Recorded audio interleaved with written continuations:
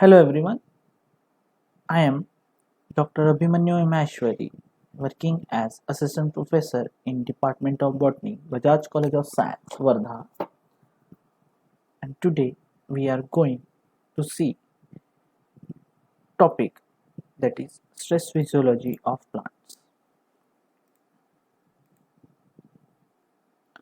In both natural and agricultural conditions, plants are frequently exposed to environmental stresses. Some environmental factors such as air, temperature can become stressful in just a few minutes. Others, such as soil water content, may take days or weeks, and factors such as soil mineral deficiencies can take months to become stressful. It has been estimated that because of stress resulting from climatic and soil conditions, abiotics factors that are suboptimal, the yield of field grown crops in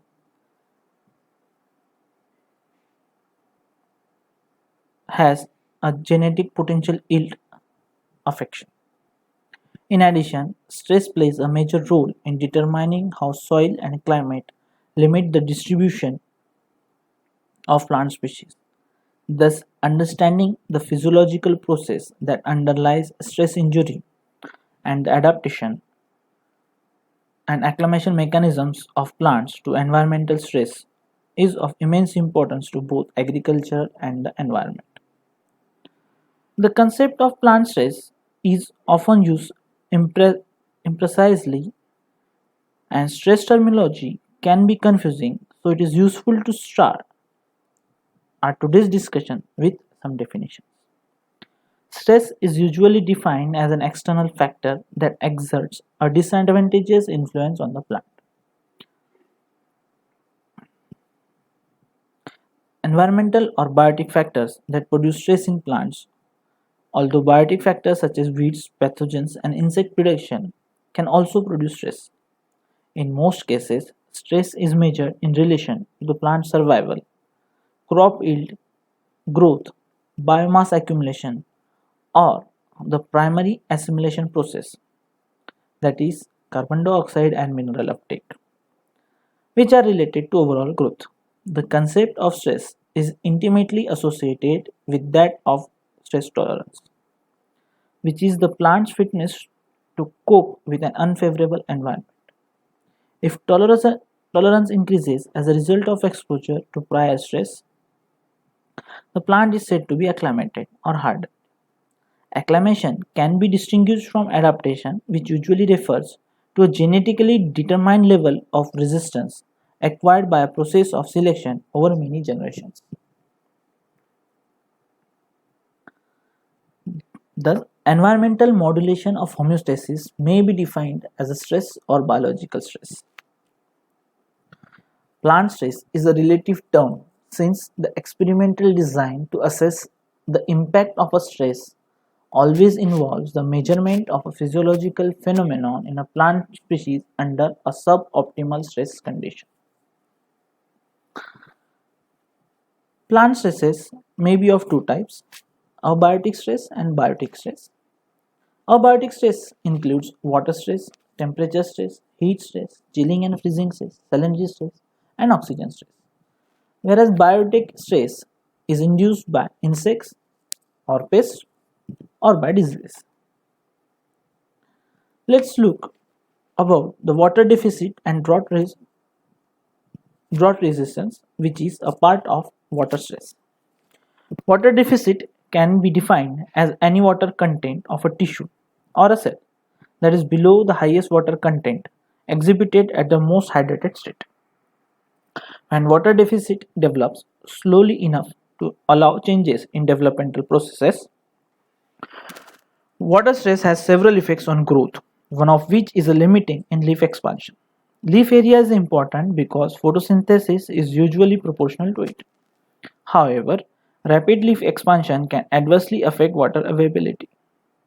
If precipitation occurs only during winter and spring and summers are dry, accelerated early growth can lead to large leaf areas, rapid water depletion, and too little residual soil moisture for the plant to complete its life cycle. In such situation, only plants that have some water available for reproduction late in the season or that complete the life cycle quickly before the onset of drought, exhibiting drought escape, will produce seeds for next generation. As the strategy will allow some reproductive success. The situation is different if summer rainfall is significant but erratic. In this case, a plant with large leaf area or one capable of developing large leaf area very quickly is better suited to take advantage of occasional wet summers. One acclimation strategy in these conditions is a capacity for both vegetative growth and flowering over an extended period.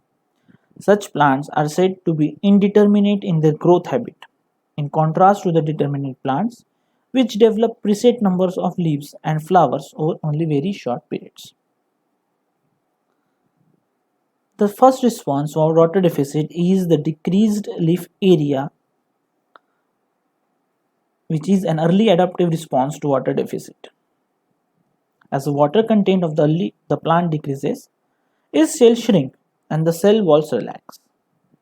This decrease in cell volume results in lower turgor pressure and the subsequent concentration of solutes in the cells.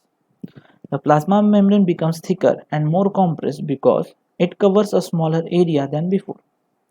Because turgor reduction is the earliest significant biophysical effect of water stress, turgor dependent activities such as leaf expansion and root elongation are the most sensitive to water deficits.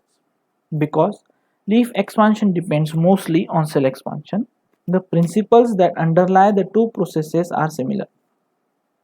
Inhibition of cell expansion results in a slowing of leaf expansion early in the development of water deficits. The smaller leaf area transpires less water, effectively conserving a limited water supply in the soil over a longer period. Reduction in leaf area can thus be considered a first line of defense against drought. Water deficit stimulates leaf abscission. The total leaf area of a plant, that is given by number of leaves into the surface area of each leaf, does not remain constant over all the leaves have matured. If plants become water stressed after a substantial leaf area has developed, these will senesce and eventually fall off. Such leaf area adjustment is an important long-term change that improves the plant's fitness in water-limited environment. Water deficit enhances root extension into deeper and moist soils. Mild water deficits affect the development of the root system. Root to shoot biomass ratio appears dependent by a functional balance between water uptake by the root and photosynthesis by the shoot. Simply stated, a shoot will grow until it is so large that water uptake by the root becomes limiting to further growth. Conversely, roots will grow until the demand for photosynthesis from the root shoot equals the supply. This functional balance is shifted if the water supply decreases. Another response is that the stomata close during water deficit in response to abscisic acid. When the onset of stress is more rapid or the plant has reached its full leaf area before initiation of stress, other responses protect the plant against immediate desiccation. Under such conditions, stomata closure reduces evaporation from the existing leaf area. Stomatal closure can be considered a third line of defense against drought. Uptake and loss of water in guard cells changes the turgor and modulates stomatal opening and closing. Because guard cells are located in the leaf epidermis, they can lose turgor as a result of a direct loss of water by evaporation to the atmosphere. Another plant response is to water deficit is that it increases wax deposition on the leaf surface. A common developmental response to water stress is the production of a thicker cuticle that reduces water loss from the epidermis. Although waxes are deposited in response to water deficit, both on the surface and within the cuticle inner layer, the inner layer may be more important in controlling the rate of water loss in ways that are more complex than by just increasing the amount of wax present. A thicker cuticle also decreases carbon dioxide permeability. But leaf photosynthesis remains unaffected because the epidermal cells underneath the cuticle are non-photosynthetic. Also, osmotic stress induces crassulacean acid metabolism in plants. The CAM pathway is a plant adaptation in which stomata open at night and close during the day. The leaf to air vapor pressure difference that drives transpiration is much reduced at night when both the leaf and air are cool. As a result, the water use efficiencies of clam plants are among the highest measured. Another type of stress that a plant faces is heat stress and heat shock. These are the three pictures of well-watered plant, mild water stress and severely water stress. Another type of stress, that is heat stress, than heat shock. Most tissues of higher plants are unable to survive extended exposure to the temperatures above 45 degrees Celsius. Non-growing cells or dehydrated tissues, for example seeds and pollen, can survive much higher temperature than hydrated vegetative growing cells. Actively growing tissues rarely survive temperatures above 45 degrees Celsius, but dry seeds can endure 120 degrees Celsius and pollen grains of some species can endure 70 degrees Celsius. In general, only single cell eukaryotes can complete their life cycle at temperatures above 50 degrees Celsius, and only prokaryotes can divide and grow above 60 degrees Celsius. Periodic brief exposure to sublethal heat stresses often induces tolerance to otherwise lethal temperatures, a phenomenon referred as induced thermotolerance. High leaf temperature and water deficit lead to heat stress. Many CAM plants, succulent higher plants such as Upontia, are adapted to higher temperatures and tolerate tissue temperature of 60 to 65 degrees Celsius under conditions of intense solar radiation in summer. Because CAM plants keep their stomata closed during the day, they cannot cool by transpiration. Instead, they dissipate the heat from incident solar radiation by re-emission of long wave, that is infrared radiation, and loss of heat by conduction and convection.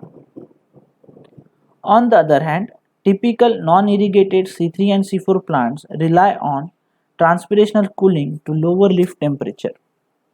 In these plants, leaf temperature can readily rise 4 to 5 degrees Celsius above ambient air temperature to bright sunlight near midday, and soil water deficit causes partial stomatal closure. At higher temperatures, photosynthesis is inhibited before respiration. Both photosynthesis and respiration are inhibited at higher temperatures, but as temperature increases, photosynthetic rates drop before respiratory rates. This temperature at which the amount of CO2 fixed by photosynthesis equals the amount of CO2 released by respiration in a given time interval is called temperature compensation point. At temperatures above the temperature compensation point, photosynthesis cannot replace the carbon used as a substrate for respiration.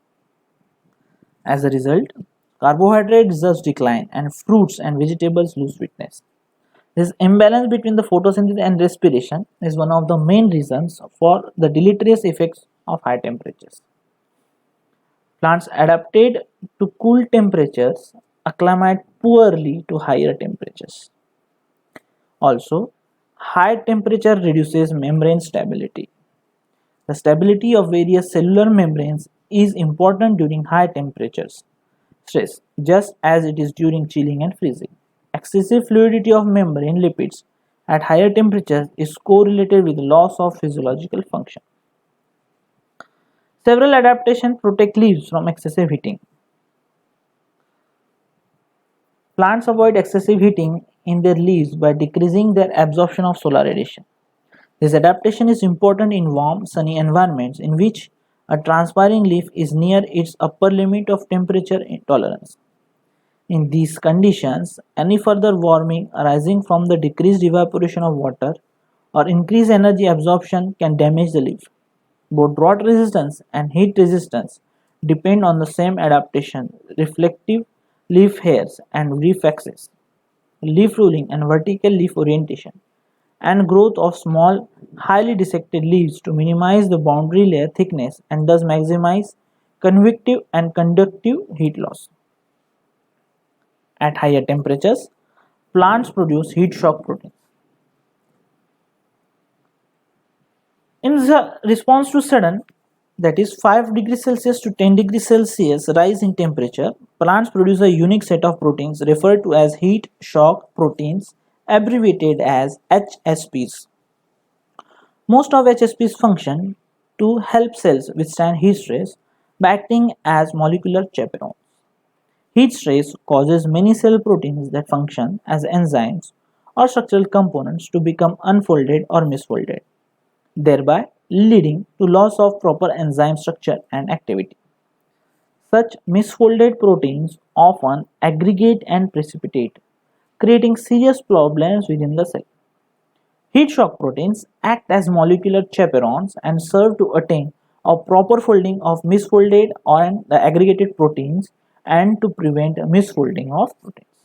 This facilitates proper cell functioning at elevated stressful temperatures.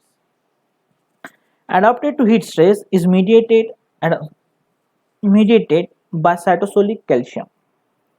Enzymes participating in metabolic pathways can have different temperature responses, and such differential thermostability may affect specific steps in the metabolism before HSPs can restore activity by their molecular chaperone capacity. Heat stress can therefore cause changes in metabolism, leading to the accumulation of some metabolites and the reduction of others. Such changes can dramatically alter the function of metabolic pathways and lead to the imbalances that can be difficult to correct.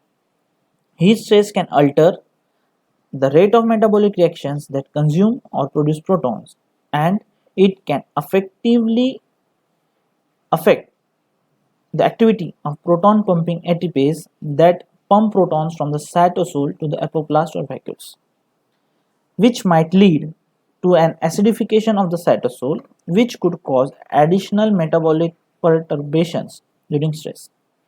Cells can have metabolic acclimation mechanism that ameliorate these effects of heat stress on metabolism.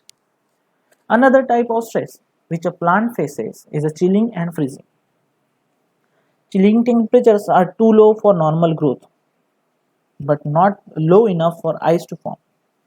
Typical tropical and subtropical species are susceptible to chilling injury, and growing plants at relatively warm temperatures 25 to 30 degrees Celsius are cool to 10 to 50 degrees Celsius, chilling injury occurs.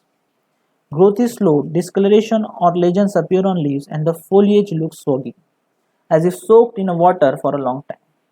If roots are chilled, the plants may wilt. Sudden exposure to temperature near 0 degrees Celsius, called cold shock, greatly increases the chances of injury. Freezing injury, on the other hand, occurs at temperatures below the freezing point of water. Full induction of tolerance to freezing, as with chilling, requires a period of acclimation of cold temperatures. The membrane properties change in response to chilling injury. Leaves from the plants injured by chilling show inhibition of photosynthesis, slower carbohydrate translocation, lower respiration rates, inhibition of protein synthesis, and increased degradation of existing proteins. All of these responses appear to depend on common primary mechanism involving loss of membrane function during chilling. Loss of solutes to the water reflects damage to the plasma membrane and possibly also to the tonoplast.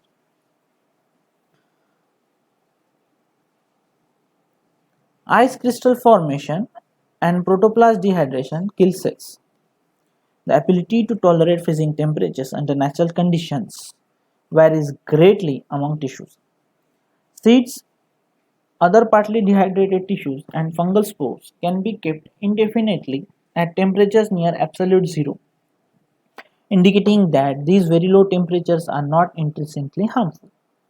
Fully hydrated vegetative cells can also retain viability if they are cooled very quickly to avoid the formation of large, slow-growing crystals that would puncture and destroy subcellular structures. Ice crystals that form during very rapid freezing are too small to cause mechanical damage.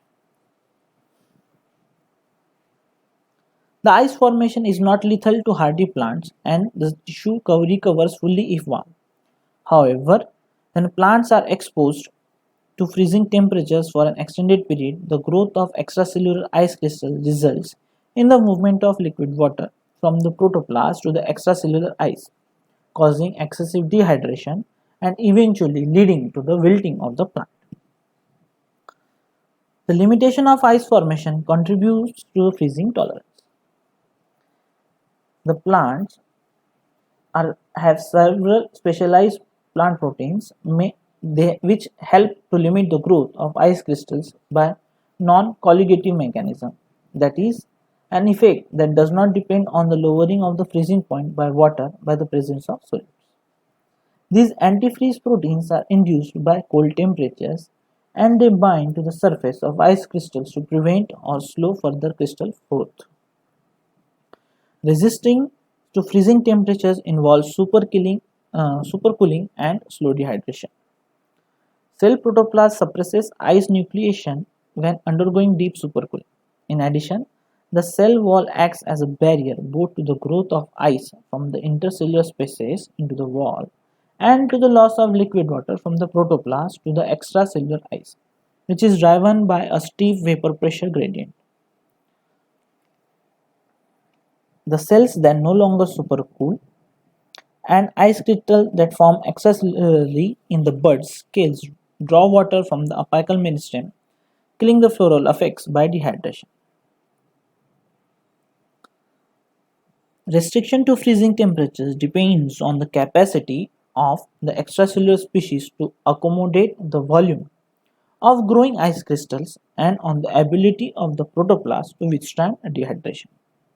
This restriction of ice crystal formation to the extracellular spaces, accompanied by gradual protoplast dehydration, explains why some woody species that are resistant to freezing are also resistant to water deficit during the growing seasons. Abscisic acid and protein synthesis are involved in acclimation to freezing. Protein synthesis is necessary for the development of freezing tolerance, and several distinct proteins accumulate during the acclimation to cold.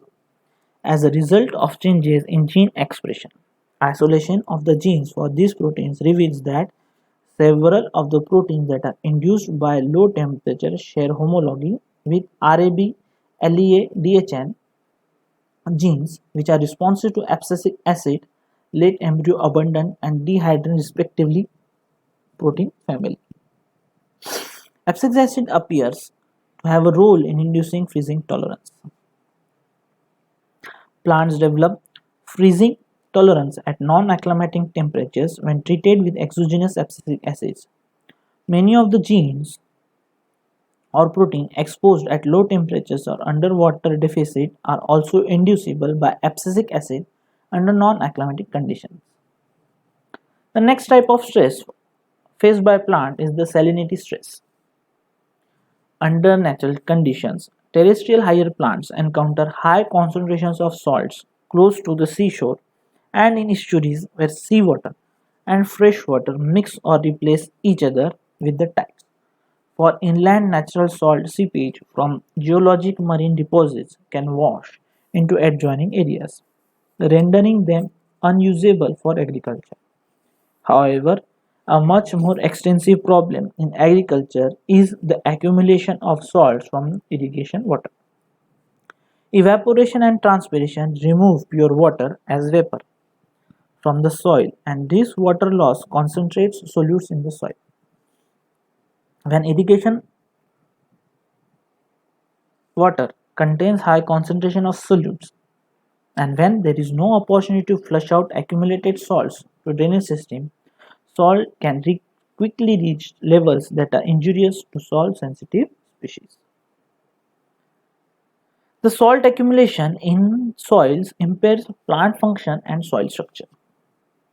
In discussing the effects of salts in the soil, it is necessary to distinguish between high concentrations of sodium ion referred to as sodicity and high concentrations of total salt referred to as salinity. The two concepts are often related, but in some areas, calcium ion, magnesium ion, and sulfate ion, as well as sodium chloride, can contribute substantially to salinity. The high sodium ion concentration of sodic soil can only injure plants directly but also degrade the soil structure, decreasing porosity and permeability. Acidic clay soil, which is known as caliche, is so hard and impermeable that dynamite is sometimes required to dig through it. In the field, the salinity of soil water or irrigation water is measured in terms of its electrical conductivity or in terms of osmotic potential. Pure water is a very poor conductor of electric current, but yet the conductivity of water containing salt is very high, means it is a greater in electrical conductivity, and so is its osmotic potential decrease is lower. Salt injury involves both osmotic effects and specific ion effects.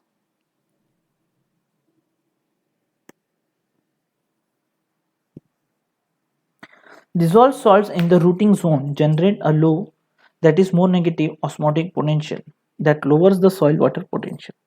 The general water balance of plants is thus affected because leaves need to develop on an even lower water potential to maintain a downhill gradient of water potential between the soil and the leaves. Plants use different strategies to avoid salt injury. Plants minimize salt injury by excluding the salt from the meristems, particularly in the shoot, and from leaves that are actively expanding and photosynthesizing. In plants that are salt sensitive, resistance to moderate levels of salinity in the soil depends in part on the ability of the roots to prevent potentially harmful ions from reaching the shoots. The Casparian strip imposes a restriction to the movements of ions into the xylem. To bypass the Casparian strips, ions need to move from the apoplast to the symplastic pathway across cell membranes. This transition offers salt-resistant plants a mechanism to partially exclude harmful ions. Sodium ions enter roots passively, so root cells must use energy to extrude sodium ions actively back to the outside solution. By contrast, chloride ion is excluded by negative electric potential across the cell membrane and the low permeability of root plasma membranes to this ion. Movement of sodium ion into leaves is further minimized by absorption of sodium ions from the transpiration stream during its movement from the roots to shoots and leaves. Ion exclusion is critical for acclimation and adaptation to salinity stress.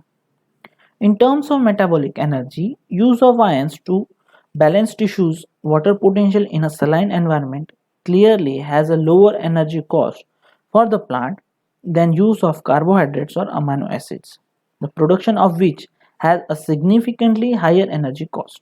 On the other hand, high ion concentrations are toxic to many cytosolic enzymes, so ions must be accumulated in the vacuole to minimize toxic concentration in the cytosol. The plants don't face only the abiotic stress, but also they face the biotic stresses, which is in the form of insects, pests, and disease. So, insects, pests, and disease represent a potential biotic stresses. Typically, a plant challenged by insects or potentially pathogenic microorganisms respond with changes in the composition and physical properties of cell walls. The biosynthesis of secondary metabolites they serve to isolate and limit the spread of the invading pathogen. These responses are collectively known as hypersensitive response or hypersensitive reaction. The hypersensitive reaction is commonly activated by viruses, bacteria, fungi, and nematodes, which occur principally in plants outside the pathogen's normal specificity range. Although the hypersensitive response is complex and can vary depending on the nature of the causal agent, there are common features that generally apply on early event in this sensing or signaling pathway is the activation of defense related genes and synthesis of their products, that is pathogenesis related proteins, abbreviated as PR proteins. The PR proteins include proteinase inhibitors that disarm proteolytic enzyme secreted by the pathogen and lytic enzymes such as beta 1,3 glucanase and chitinase that degrade microbial cell walls. Also, activated are genes that encode enzymes for the biosynthesis of isoflavonoids and phytoalexins that limit the growth of pathogens. Lignin, callose, and suberin are accumulated in cell walls along with hydroxyfluorine-rich glycoproteins that are believed to provide structural support to the wall. These deposits strengthen the cell wall and render it less susceptible to attack by the invading pathogen. Finally, the invaded cells initiate programmed cell death, a process that results in the formation of necrotic lesions at the infection site. Cell necrosis isolates the pathogen, slowing both its development and its spread throughout the plant. It is not clear at this time to what extent these components of the hypersensitive response are sequential or parallel events. Another is a systematic acquired resistance, which represents a plant immune response.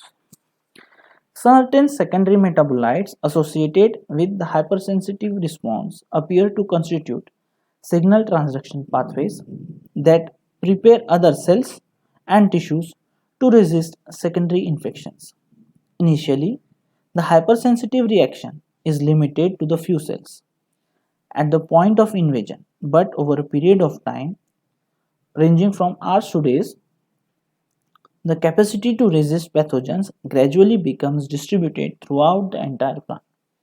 In effect, the plant reacts to the initial infection by slowly developing a general immune capacity. This phenomenon is known as systemic acquired resistance, abbreviated as SAR. The development of systemic acquired resistance is not completely understood, but one component of the signaling pathway appears to be salicylic acid. Salicylic acid, which is 2-hydrobenzoic acid, is a naturally occurring secondary metabolite with analgesic properties. Moving to the last phase of our presentation, let's discuss that there are features common to all stresses. The maintenance of cellular homeostasis is the result of a complex network of genetically regulated biochemical pathways. This modulation of cellular homeostasis by abiotic as well as biotic stresses can be detected at all levels of cellular organization, from genes to physiological function. Thus, any stress may induce or repress specific sets of genes or gene families through the regulation of transcription, which will reflect changes in protein complement within the cell. Many of these proteins will be enzymes which catalyze specific reactions, and consequently, their presence or absence will alter cellular physiology.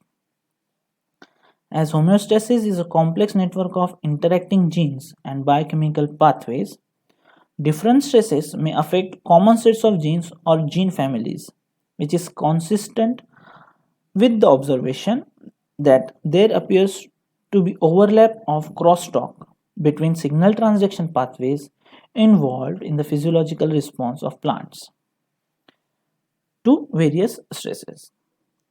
All stresses inhibit photosynthesis in one way or the other. which leads to chronic photoinhibition. Since chlorophyll fluorescence can be exploited as an intrinsic probe of the overall function of photosynthesis, chlorophyll fluorescence is the most widely used technique in plant stress research. Thus, photosynthesis is extremely sensitive to environmental stress. It should not surprise us that all abiotic and biotic stresses have a negative effect on plant productivity and survival. Thank you.